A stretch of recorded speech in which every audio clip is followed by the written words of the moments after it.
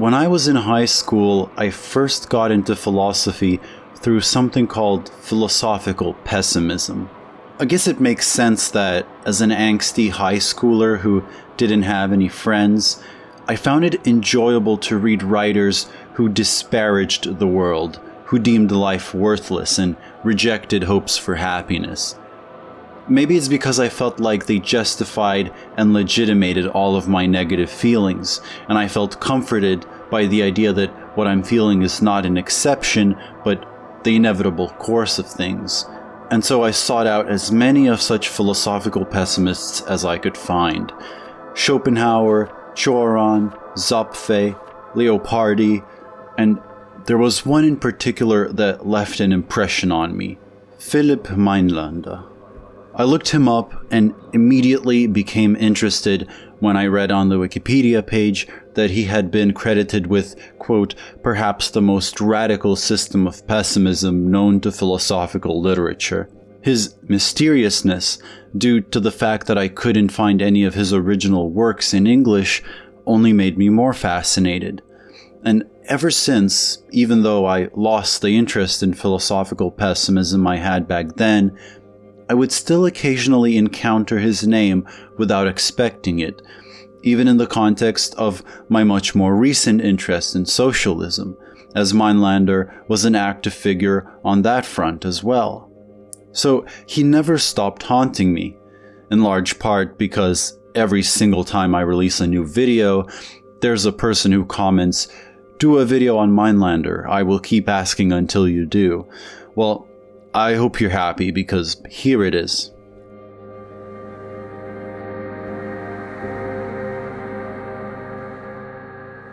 Philipp Mainländer, originally known as Philipp Botz, was born in Germany in 1841. In 1876, at the age of 34, he published his magnum opus, The Philosophy of Redemption, in which he argued that the ultimate purpose of each and everything is to die out, to cease existing, that death is not only inevitable, but good. Upon finishing this work, he felt empty, like there was nothing left for him to do. He writes, "I felt serene that I had forged a good sword, but at the same time I felt a cold dread in me for starting on a course more dangerous than any other philosopher before me. I attacked giants and dragons, everything existing, holy and honorable in state and science, God, the monster infinity, the species, the powers of nature, and the modern state. And in my stark naked atheism, I validated only the individual and egoism. Nevertheless, above them both lay the splendor of the pre-worldly unity of God, the Holy Spirit, the greatest and most significant of the three divine beings. Yes, it lay brooding with wings of the dove over the only real things in the world, the individual and its egoism, until it was extinguished in eternal peace and absolute nothingness." And so, shortly after his book was published, he hung himself, standing on a stack of the newly arrived copies of his own book. His own philosophy served as the foundation for his suicide, both literally and figuratively. There was no doubt as to how seriously he took it. Mainländer wasn't an academic. Following his wealthy father's instructions, he worked in a trading house, then his father's business, then a banking house, but disliked all of it, and would have preferred to be in the military instead, but always had trouble with it due to his health. So to escape his daily life, he looked to poetry and then philosophy, and so was mostly self-taught. Mainländer experienced his greatest conversion when he came across Arthur Schopenhauer's great work, The World as Will and Representation. When he found this book, entirely by accident, he could not stop reading and stayed up overnight until he finished it, and felt reborn afterwards.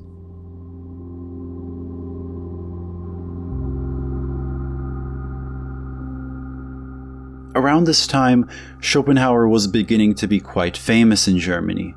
For some reason, 19th century Germany was a place where people had become really receptive to pessimistic philosophy. On the one hand, Schopenhauer was most influenced by Plato and most of all Kant, who formed the background of his philosophizing, and Schopenhauer saw himself as walking in the steps of the great Kant, being his only true disciple, and solving every philosophical problem that Kant had been unable to tackle.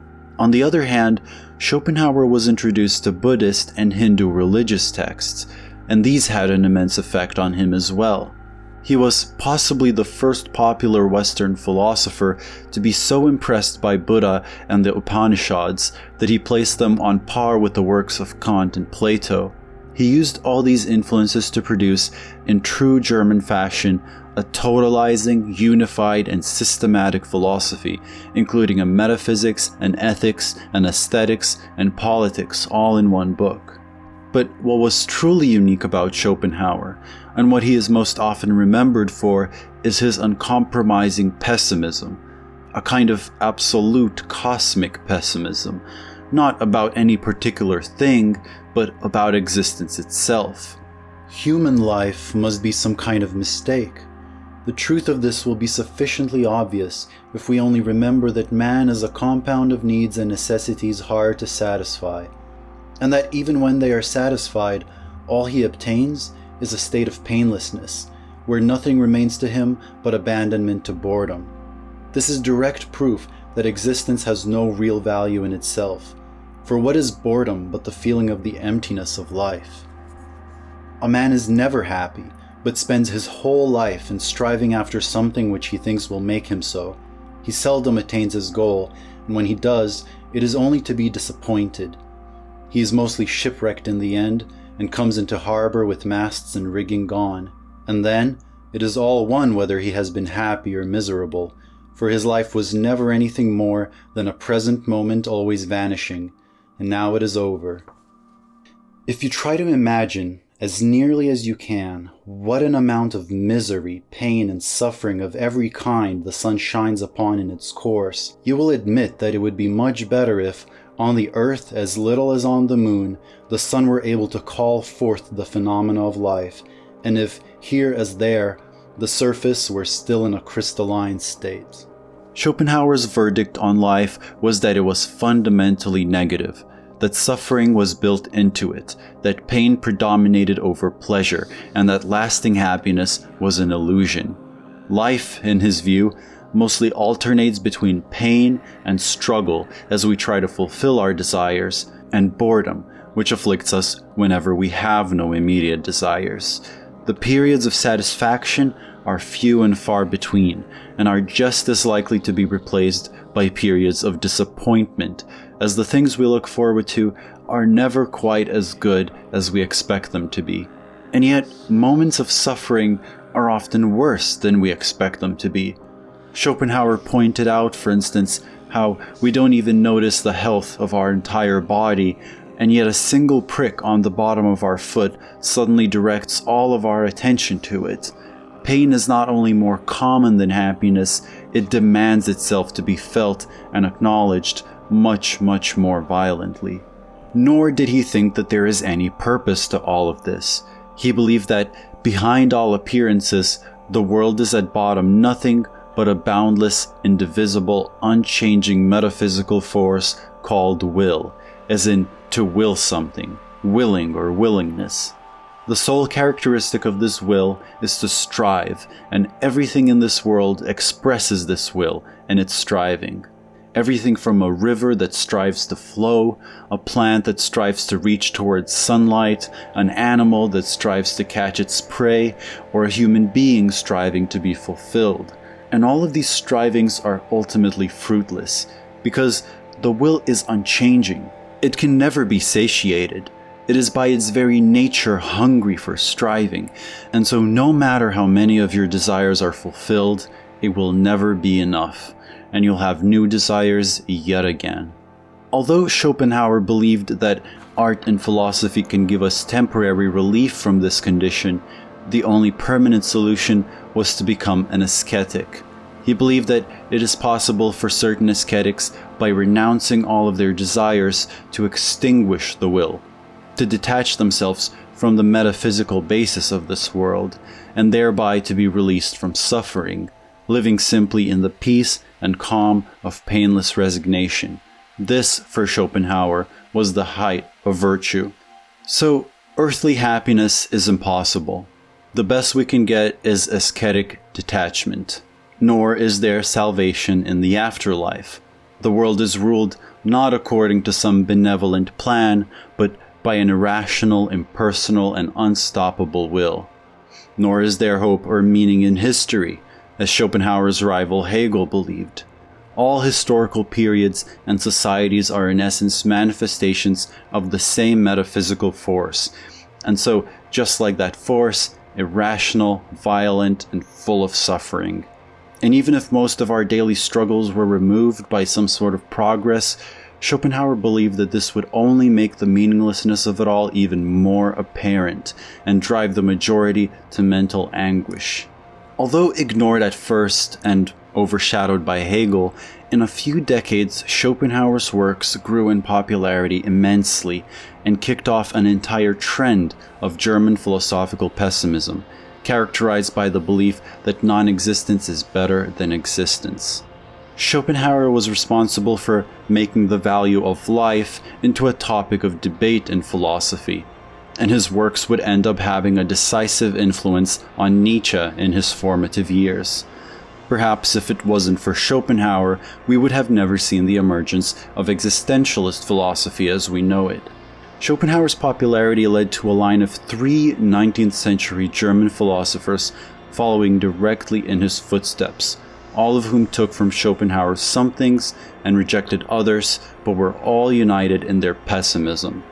The first one was Eduard von Hartmann, the most famous of the three, who essentially attempted to combine Schopenhauer with Hegel, something which Schopenhauer himself, having nothing but contempt for Hegel, would have been appalled by. The third one was Julius Bonsen, who in a way was even more radical in his pessimism than Schopenhauer, as he believed that even asceticism could not extinguish the will, and yet nevertheless advocated for an ideal of tragic heroism, where one pursues one's aims despite their inevitable futility. As you might guess, it is likely that he had an influence on Nietzsche as well. But our focus, in between von Hartmann and Bonsen, is the second Schopenhauerian, Philipp Mainländer.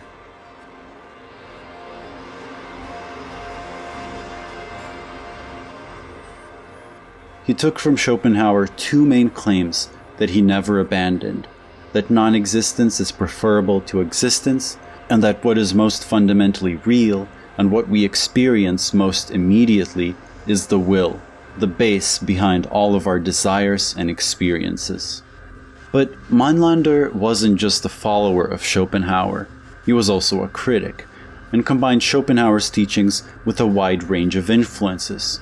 Perhaps the most unexpected influence is that of the young Hegelians, a group of left-leaning German philosophers who used Hegelian philosophy to attack the Prussian establishment rather than legitimate it like Hegel himself did. And early on, this group included, of course, the young Karl Marx. The 2 most influential young Hegelians for Mainländer were Ludwig Feuerbach and Max Stirner. Feuerbach was influential due to his philosophy of religion.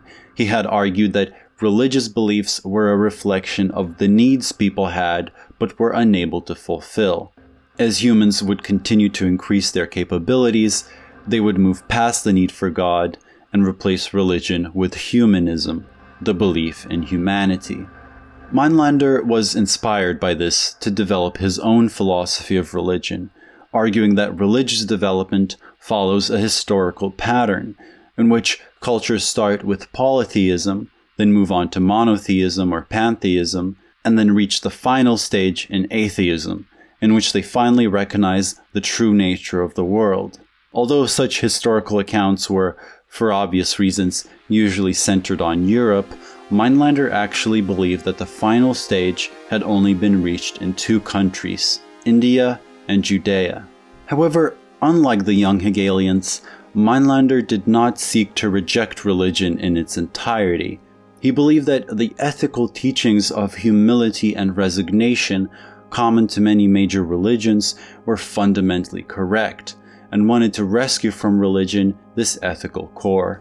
And despite being a self-proclaimed atheist, he continued throughout his life to interpret things in exceedingly religious terms, speaking with an almost priest-like attitude. From the other young Hegelian, Max Stirner, he adopted his individualism and egoism. Mainländer believed that all ethical principles are derived from self-interest, more specifically from the self-interested desire to reduce suffering.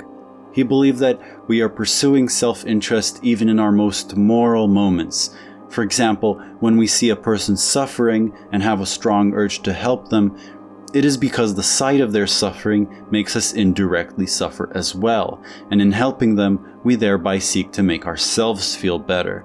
Mainländer held the view known as psychological egoism, that humans are always motivated by self-interest, and when we think we are being selfless, we are only fooling ourselves, or falling for an illusion. Mainländer, like von Hartmann before him, also adopted the Hegelian idea that history moves towards a goal. This was a clear departure from Schopenhauer, because Schopenhauer had argued that the world is fundamentally without purpose or goals, characterized only by constant and meaningless striving. Mainländer rejected this, but not in the way the usual Hegelian would. For Mainländer, history doesn't end in the realization of human freedom or self-consciousness or anything like that. Rather, for him, the purpose of history was nothingness, to die out, to stop existing. Because he deemed life fundamentally negative, the only way to eradicate suffering was to eradicate the world. And luckily for us, this will happen. It's the movement of history.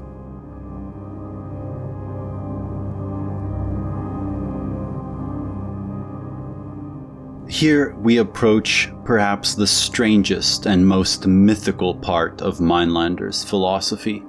He starts with the metaphysical problem. Why does it simultaneously seem as if, on the one hand, the world is unified, a single whole where everything is interdependent, and on the other hand, as if the world is fragmented into a billion different objects? In other words, is the world one, or is it many?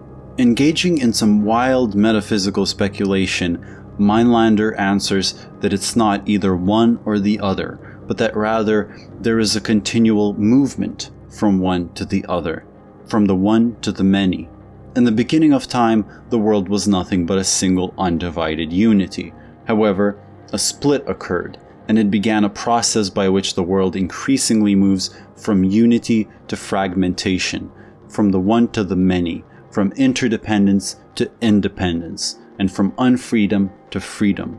If you've ever read some pop science, you might even suggest that he was, in a primitive way, describing the singularity that pre-existed the Big Bang when he was talking about that primal unity, and the process he's describing afterwards is entropy. Either way, he takes these metaphysical speculations and cloaks them in religious language to create a kind of regulative myth, a kind of story to help us make sense of the world by ascribing human qualities to it. This single undivided unity existing at the beginning of time, he names God. After all, it had many of the qualities commonly attributed to God. God, however, was horrified at the thought of existing, because he saw that non-existence is preferable to existence, and so he wanted to die. However, he could not commit suicide without violating his own nature as God, and so he had to commit suicide by proxy, so to speak, by first dividing himself into fragments which would over time rot, disintegrate, and finally disappear into nothingness, achieving God's intended goal of non-existence. In other words, the universe we live in is the rotting corpse of God. Today, probably the most popular work in which you may find Mainländer's name, unfortunately for him, is Nietzsche's work The Gay Science, in which Nietzsche doesn't say much about Mainländer besides rhetorically asking, could one count such dilettantes and old maids as the sickeningly sentimental apostle of virginity, Mainländer, as a genuine German? But The Gay Science is also a book in which Nietzsche first introduces his idea of the death of God.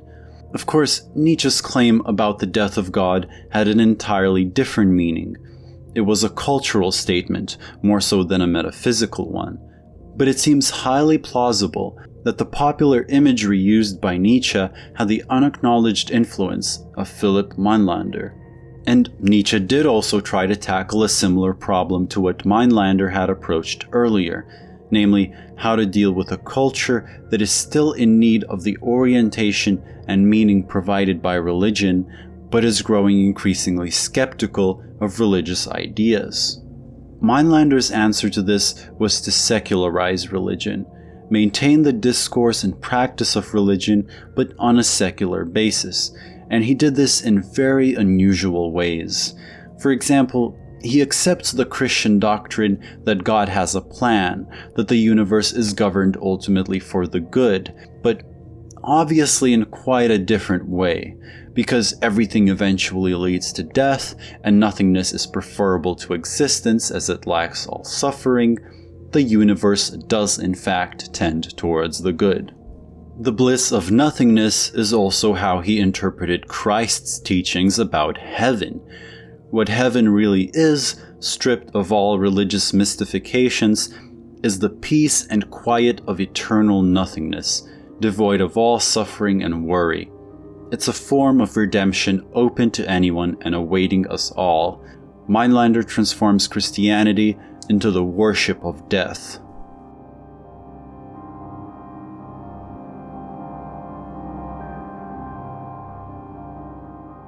But now we have to get to what many of my viewers will be particularly interested in, namely Mainländer's politics.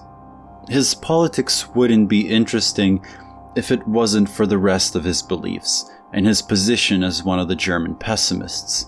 See, for the most part, the German pessimists were quite reactionary, even by the standards of their own time, and rejected the various liberal, democratic, reformist, as well as revolutionary movements of their time.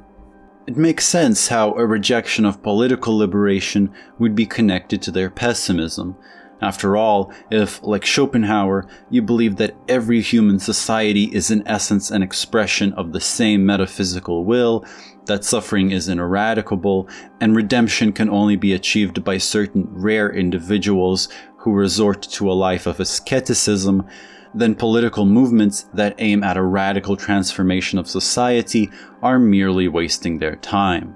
But among all of them, Mainländer is an exception, as he was the most left-wing of the bunch, and sometimes self-described as a communist, and was a part of Germany's social democratic movement. Some argue that there is a tension between Mainländer's pessimism and his politics.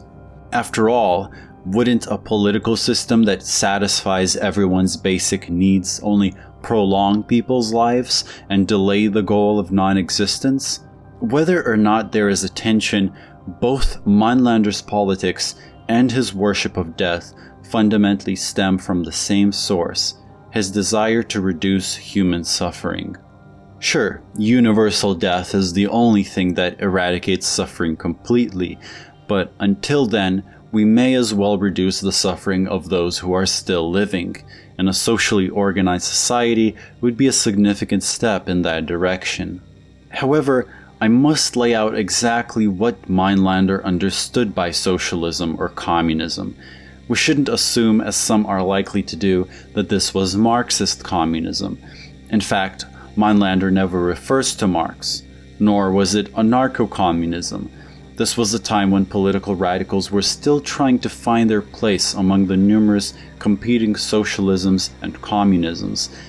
The currently common distinction between social democrats and communists, where the former means reformist and the latter revolutionary, was not yet clearly made. And communism did not necessarily mean a stateless, classless, moneyless society. Socialists of the most various stripes were all grouped under the single label of Social Democrat. The viewers who share my political views might even be disappointed by Mainländer's understanding of socialism and find it naive and even vulgar. But let's be fair and forgiving, given that he was writing at such an early stage of the socialist movement. First of all, Mainländer was not an advocate for revolution. Instead, he believed that his ideal social system could be implemented through parliamentary means, as more and more workers became active political participants in government. Secondly, he had very strong nationalist sentiments, contrary to the internationalism one would find in Marx. With the benefit of foresight, we get suspicious about German nationalists, but nationalistic social democrats were far from uncommon at the time. It should also be mentioned to Mainländer's credit that he was a strong opponent of anti-Semitism, so common among other social democrats of the time. Thirdly, he did not hold the goal of abolishing the state. In fact, he had a Hobbesian view of the state, according to which the state was necessary for any kind of peaceful social order. For him, socialism was a matter of the state redistributing wealth in a way that meets everyone's needs, and he believed that this could be done even to the point where everyone would live luxuriously. In other words, his beliefs were less like that of Marx and more like the beliefs that right-wingers attribute to Marx when they don't know much about the topic. Marx would probably have criticized Mainländer as one of the many utopian socialists who think that socialism can be brought about by a mere change in the mode of distribution, rather than a more fundamental change in the mode of production. In any case, Mainländer was significant enough to be acknowledged by other prominent socialists of the time. August Bebel, one of the founders of the Social Democratic Workers' Party of Germany, mentioned Mainländer in his book Woman and Socialism. Another German socialist, Eduard Bernstein, who was closely associated with Marx, although his politics were closer to Mainländer's, wrote that he was, quote, very interested in Mainländer. And the first prominent Dutch socialist, Nieuwenhuis, considered Mainländer's book to be a great contribution to socialism. So if there ever was a figure capable of uniting the pessimists and the socialists, it would have had to be Mainländer.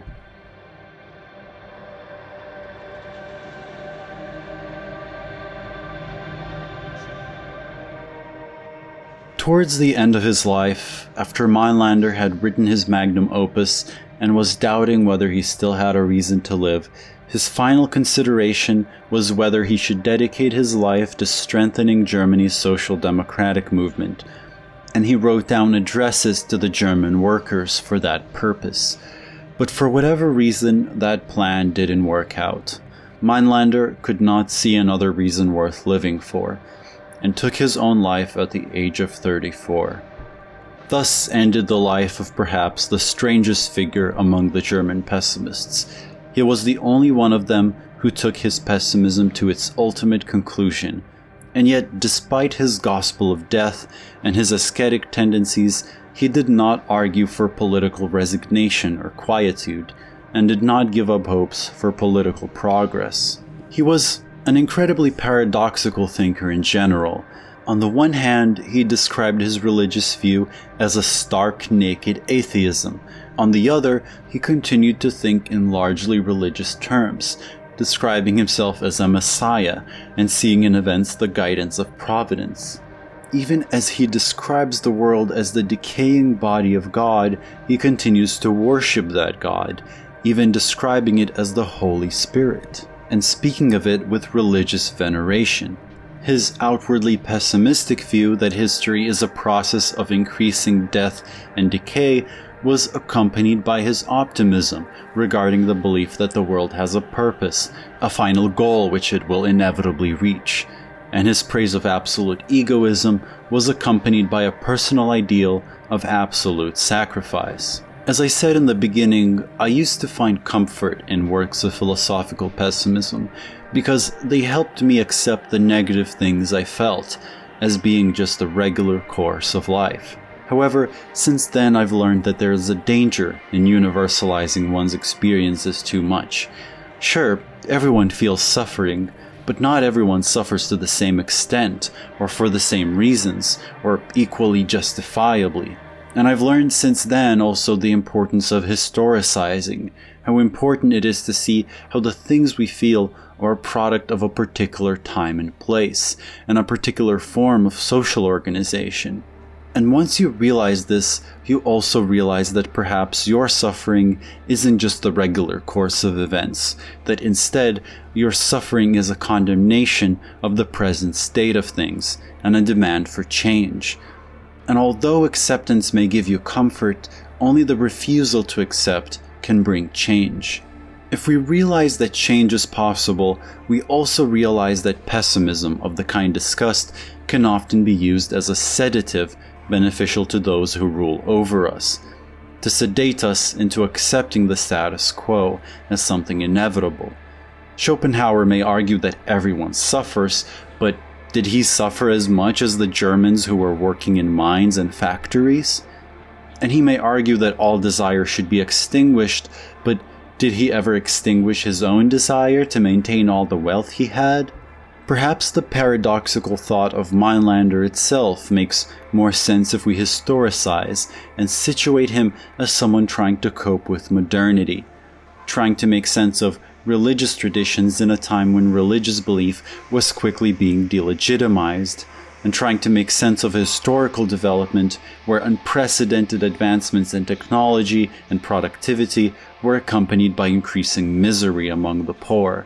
Hence, we get someone self-identifying as an atheist, yet extremely religious in his viewpoint, and someone optimistic about the progress of history, yet extremely pessimistic about life itself. In any case, Mainländer shows us that even at times when we do feel like life is fundamentally worthless and that suffering is as meaningless as it is all-pervasive, we can maintain our political hopes nevertheless.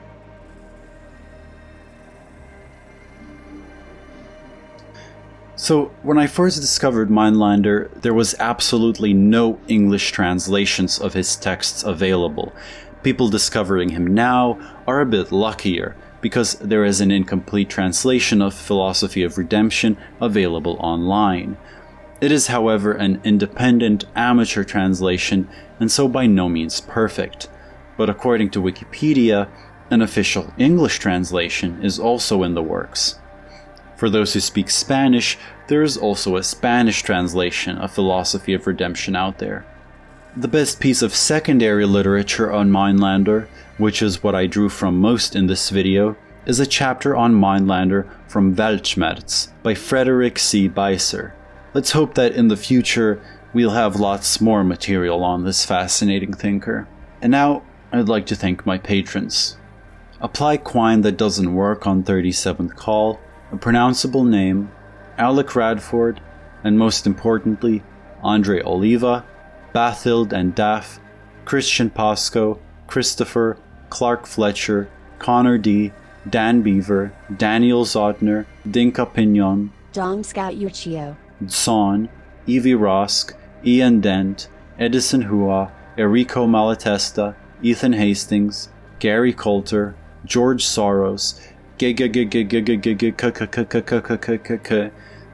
Boyarko, Genesis Chaveres, Hoang Vu, Industrial Robot, John D. Pagani, Jones Indiana, Justin Armijo, Jurgen Lips, Capsi, Carl New, Kelly Rankin, M. Lim, Mark Alpax, Mad Gold, Matthew Richards, Meme Manifest, Mort the Cat, Mr. Snickers, Nathaniel Lark, Naboisha, Nicholas Vargas, Paul Windfer, Doug Finkler, Polecat, Rachel Ann, Rad Sheba, Rafael Mercante Angulo, Republic of Chad, Rico Rosas, Robert Seals, Sarah Sitkin, Sebastian Roll, Slevin Olivares, Sinkion Bresgal, Taylor Silverman, Tendies123, Theodore Sandel Rolfson, Timothy George Kelly, Trevor Stevenson, Vi-Fi, Dancing Vulture, Gub Gub Kokol, No Lace, Scatterflower, Sweet Injections, Yimin Shi, Yavin Arba, and Zim. as well as all of these Patreons. I'm sorry about how long it took me to release this video. I've been extremely busy and things have been completely unpredictable. I'm always trying to make content at a higher rate, but right now I'm working on a book at the same time as I'm working on my thesis for university. If you become my patron, you'll get updates about future videos, and you'll also be able to vote on the topic of future videos. You'll also get access to a Google Drive with a bunch of relevant texts, as well as reading notes I write to expand on things I talk about in these videos. That's it. For everyone currently protesting and organizing, good luck and solidarity. Thank you.